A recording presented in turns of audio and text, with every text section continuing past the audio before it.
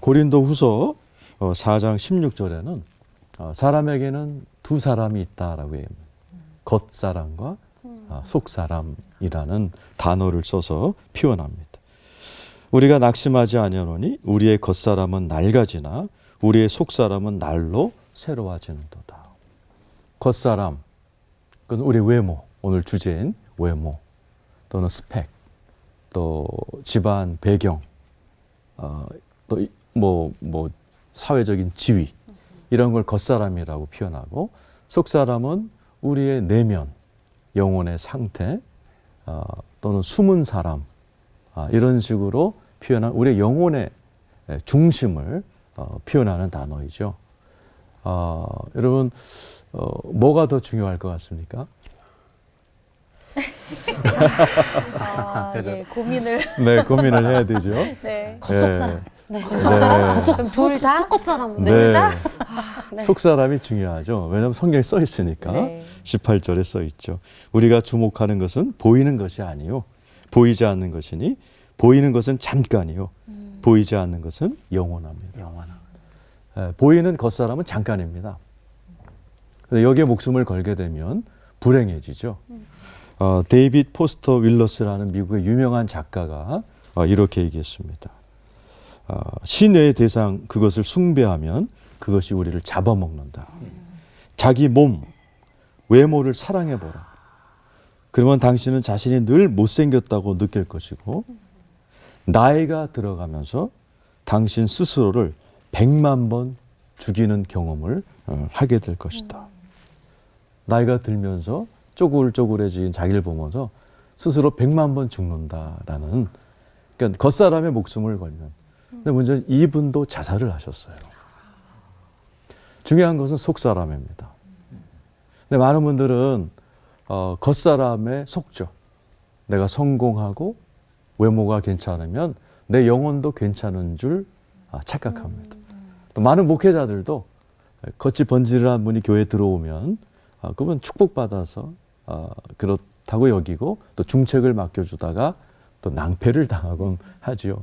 성경에 보면 라우디게아 교회가 그런 우를 범했습니다. 라우디게아 교회를 향해서 주님이 이렇게 네가 말하기를 나는 부자라 부요하여 부족한 것이 없다 하나 네 곤고한 것과 가련한 것과 가난한 것과 눈먼 것과 벌거벗은 것을 알지 못하는도다. 우리에게 정말 중요한 것은 겉사람이 아니라 속사람입니다. 속사람이 강하면 겉사람이 조금 처져도 행복한 인생을 살아갑니다. 그래서 하나님께서는 우리들에게 이렇게 권면하시죠. 겉사람보다는 속사람을 단장하라. 베드로전서 3장 3절 4절입니다.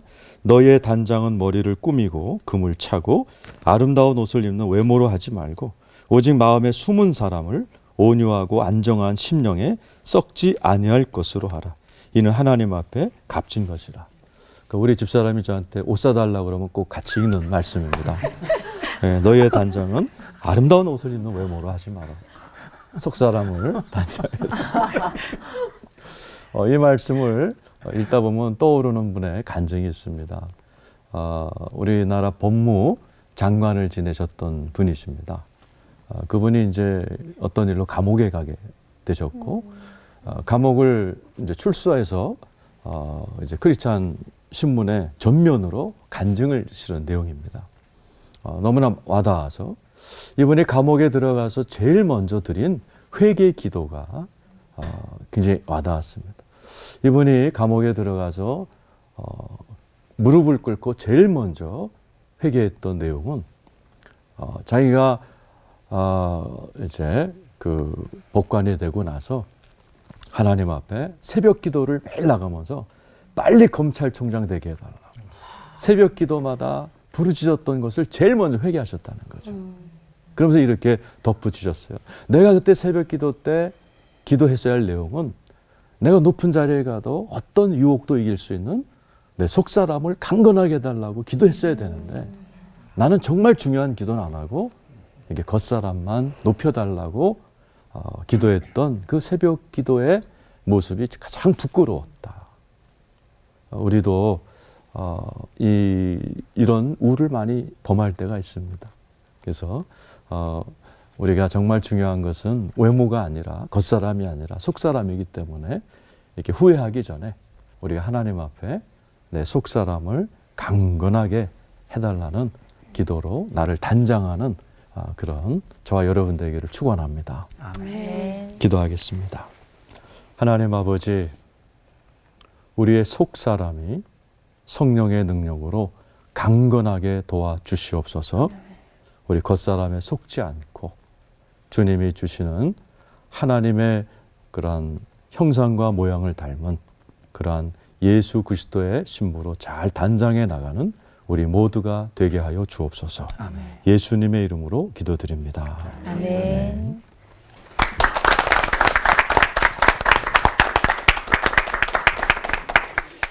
이스라엘의 초대 왕이 사울이죠.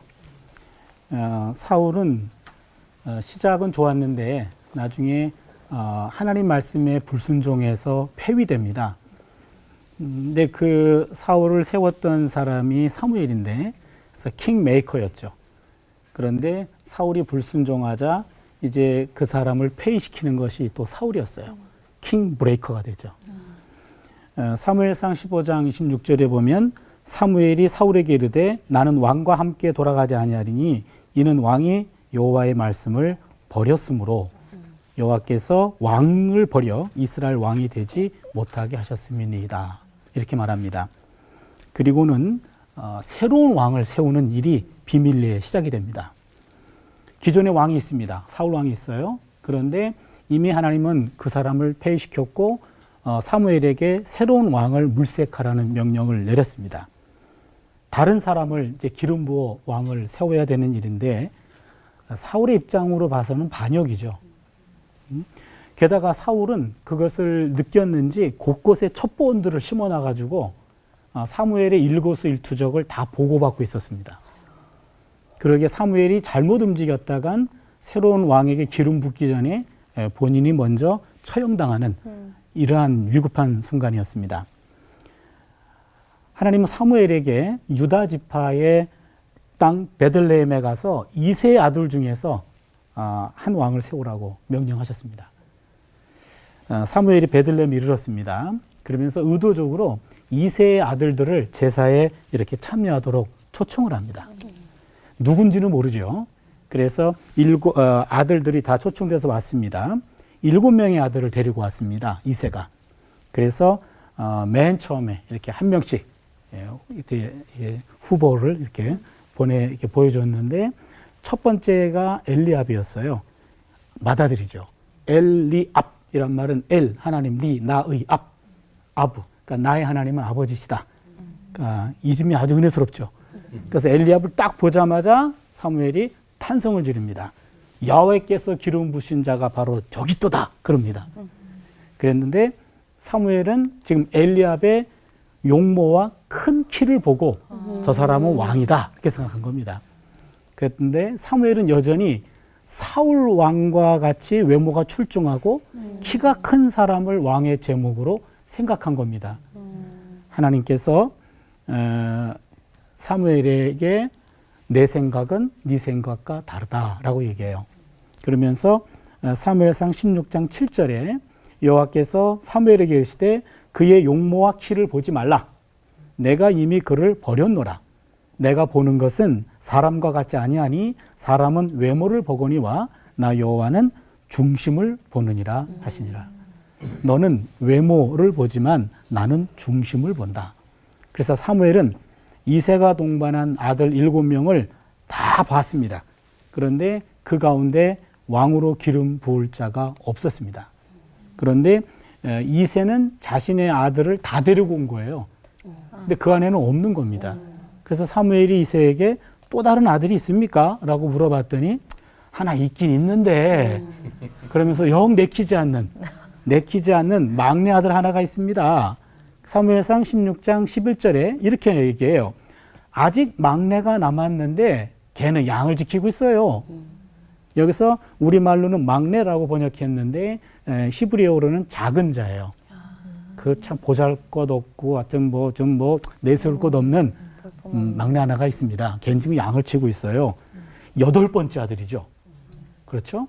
7이라는 것은 완전 숫자입니다. 그러니까 완전수 안에 들지도 못하는 집안에서 별로 두각을 나타내지 않는 가정에서도 내세울 것 없는 그런 예외자, 제외자 8번째 아들입니다. 가장 어렵고 내세울 것도 없는 사람이었고 중요한 것은 양을 치는 자다.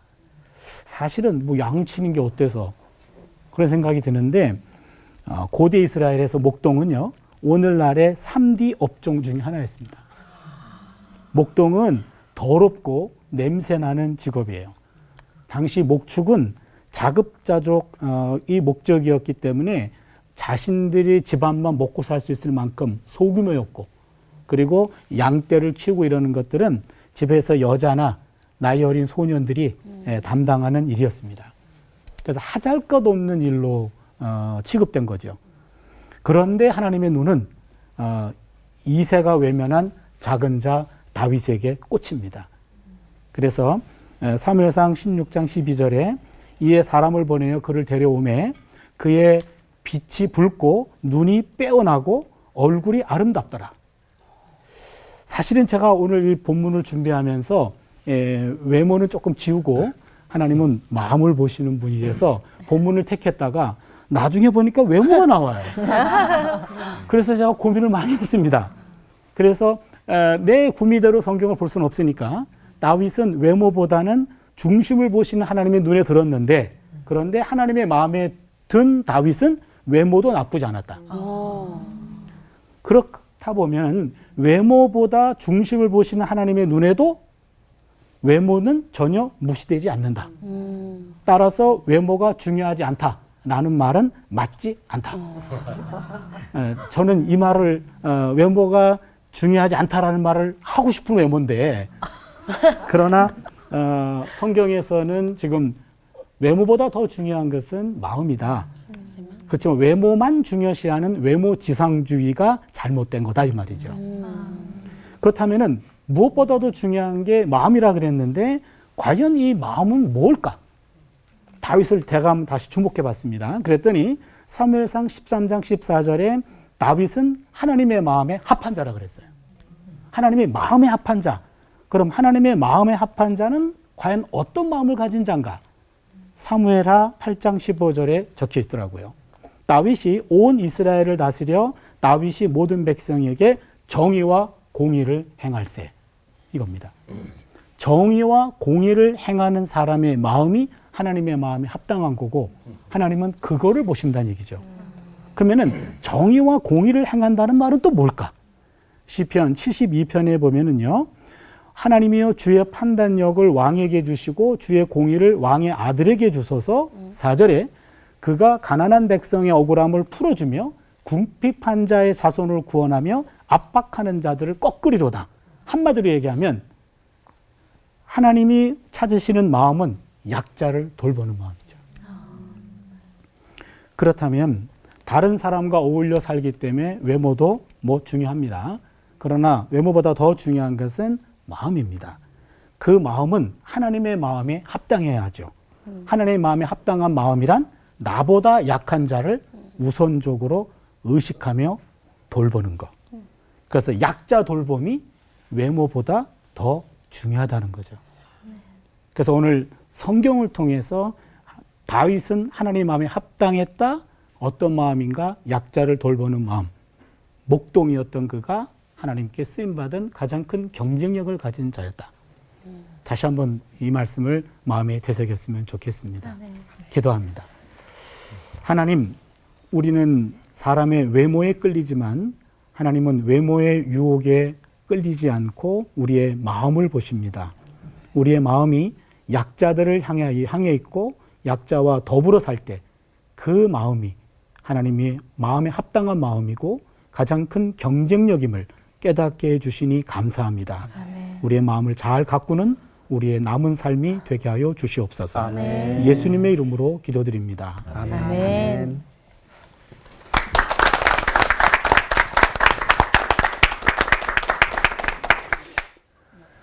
송나라 법문공이라고 하는 정치가가 청년 시절에 관상가를 찾아갔습니다. 제 관상 좀 봐주십시오. 제가 재상이 될 수 있겠습니까? 물었더니 그가 딱 보더니 관상을 보니까 당신은 절대로 재상이 될 얼굴이 아니다. 법문공이 다시 물었습니다. 재상이 될 수 없으면 의사는 할 수 있을 것 같습니까? 물었더니 그 말에 그 관상가가 놀라면서 이렇게 물었다는 겁니다. 아니, 재상이 되고자 할 만큼 꿈이 큰 사람이 왜 천한 의사가 되려고 하느냐. 아마 그때 당시에는 의사가 뭐 별로 그렇게 존경받던 직업이 아니었던가 봐요. 그랬더니 그 법문공이 이렇게 말했다고 합니다. 재상이 되어 도탄에 빠진 백성들을 구하고 싶었는데 그게 안 된다면 의사라도 되어서 질병에 시달리는 백성들을 좀 구원해내고 싶어서 그렇다. 그랬더니 관상가가 무릎을 딱 치면서 유명한 말을 한 겁니다. 관상은 주로 색상, 얼굴, 골상, 뼈, 심상을 보는데 당신은 색상과 골상으로 보기에는 도저히 재상이 될 가능성이 없지만 그 마음씀, 심상이 보니까 당신은 틀림없이 재상이 될 거다. 그런 얘기를 했다는 거죠. 뭐 얘기는 그런 거죠. 외모보다 마음이 중요하다는 얘기죠. 다른 얘기로 말해도. 이렇게 질문을 한번 해볼게요. 아름다워지고 싶으시죠? 네. 네. 왜요? 왜? 이유에서 걸리네요. 왜 아름다워지고 싶어요? 왜 다이어트 하고 싶어요? 왜 살 빼려고 그렇게 고생 많이 해요? 왜 헬스장에서 그렇게 땀을 뻘뻘 흘려요? 이유는 딱 하나죠. 뭘까요? 행복해지고 싶어서죠. 왜? 몸을 다이어트 한다든지 얼굴을 이쁘게 다듬는다든지 그러면 내가 행복해질 수 있다고 생각하기 때문에 그런 거예요. 그런데 정말 얼굴 예쁘기만 하면 다 행복해지는 것일까? 그럴까요? 성경은 뭐 분명히 우리에게 이렇게 말씀합니다. 잠언 4장 27절 무릇 지킬 만한 것보다 더욱 내 마음을 지켜라. 왜냐하면 마음에서부터 마음이 생명의 근원이기 때문이다. 생명이라는 말이 산다는 거죠. 삶이에요. 인생의 근원이. 진정한 참된 마음에서부터 참된 행복한 인생이 나온다는 거죠. 우리가 지켜야 할 것들이 참 많습니다. 재산 지켜야죠. 건강 지켜야죠. 내 이름 석자 지킬 수 있어야 되고요. 믿음 지켜야 돼요. 근데 가장 중요한 거는 내 마음 중심. 이거 하나 잘 지켜야 된다는 거예요. 잠언 말씀을 보니까 마음의 화평은 육신의 생명이나 시기는 뼈의 썩음이니라. 마음의 즐거움은 양약이라도 심령의 근심은 뼈로 마르게 하느니라. 아까 우리 교수님도 말씀하셨습니다만 하나님이 뭘 보신다고요? 외모가 아니라 중심을 보신다 그랬습니다. 근데 제가 공감하는 게 있었어요. 외모도 중요하다는 거죠. 틀림없이 중요해요. 근데 문제는 뭐냐 하면 외모가 어디서부터 나오는 거냐 하는 거죠. 외모, 아예 겉으로 잘생긴 깎아 만든 것 같은 미인의 얼굴은 물론 태어날 때부터 부모님께로 받은 거겠죠. 하지만 그거보다 더 중요한 게 있죠. 뭐냐 하면 그 얼굴에서부터 풍겨 나오는 향기입니다. 마음의 씀씀이고요. 백침이라는 말이 있잖아요. 정말 멋있는데 글쎄 그런 생각이 드는 아름다움이죠. 여러분 어떠세요? 맨 처음에 첫인상은 좋아요. 그러다가 한 2, 3년 사귀다가 보니까 에이 별 볼 일 없네. 그런 게 좋으시겠어요? 아니면 첫인상은 좀 이상해요. 근데 한 번 만나고 두 번 만나고 한 1년 같이 살다가 보니까 진국이야. 한 10년, 20년 살다가 보니까 와, 그 사람 너무 좋은 사람이야. 어떤 사람 되기를 원하세요? 첫인상이 좋은 것 좋죠. 노력해야 돼요. 하지만 혹시 하나님께 혹은 부모님께 물려받은 것이 뭐 별로 그렇게 풍성하지 못해서 첫 인상이 좀 좋지 못하다 할지라도 한 번 만나고 두 번 만나고 그리고 10년, 20년 만나면서 아름다운 사람, 존경할 수 있는 사람, 저 사람하고는 언제까지든지 같이 인생을 동행할 수 있는 사람, 그런 사람 되는 것이 행복이 아닐까 그런 생각을 해봅니다. 그렇잖아요? 아브라함 링컨은 이런 표현을 했다고 그러죠. 40대 이후에 자기 얼굴에 대해서는 책임을 져라. 뭐 요즘은 워낙 장수하는 시대니까요. 40대가 아니라 아마 60대가 될라는지 모르겠습니다. 이유는 간단한 거죠. 젊었을 때 40대까지 사는 동안의 생각, 그리고 경험, 만남, 마음에 있는 것들이 얼굴에 자동적으로 나타나게 된다는 거죠. 그러니까 책임지라는 거예요. 얼굴은 깎아 만든 부모님께 받은 거는 똑같을지 몰라도 얼굴로부터 나타나는 삶, 인격, 인품은 자신이 만들어가는 것이라고 생각돼요. 그래서 중심이 중요한 거죠. 어떠세요?